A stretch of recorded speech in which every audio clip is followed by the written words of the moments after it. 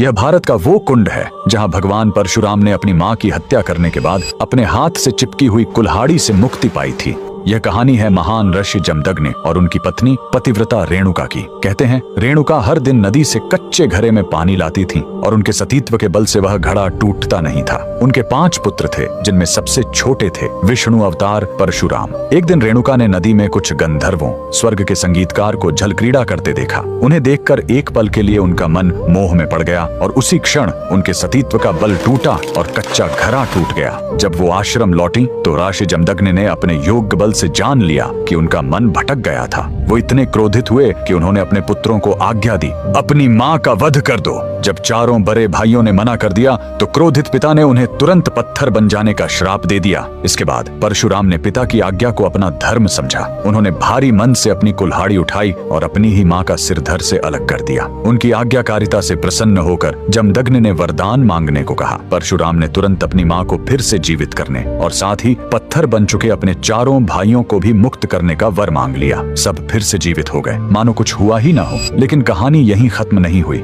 मात्र हत्या का पाप उस कुल्हाड़ी पर एक दाग की तरह चिपक गया और वो उनके हाथ से अलग ही नहीं हो रही थी। उस पाप से मुक्ति पाने के लिए वह दर दर भटकते रहे, लेकिन कोई भी तीर्थ उस कुल्हाड़ी को छुड़ा नहीं सका। अंत में वह पहुंचे पूर्वी हिमालय की लोहित नदी के किनारे और जैसे ही उन्होंने इस कुंड के जल को छुआ, चमत्कार हुआ। कुल्हाड़ी अपने आप उनके हाथ से छूट गई। यही पवित्र स्थान आज अरुणाचल प्रदेश में परशुराम कुंड के नाम से जाना जाता है। आज भी हर साल मकर संक्रांति पर हजारों श्रद्धालु यहाँ इस विश्वास के साथ डुबकी लगाने आते हैं कि यह कुंड उनके सारे पापों को धो डालता है, ठीक वैसे ही जैसे इसने स्वयं भगवान परशुराम को पाप मुक्त किया था। भगवान परशुराम को दिल से मानने वाले सभी भक्त कमेंट्स में जय परशुराम जरूर लिखें।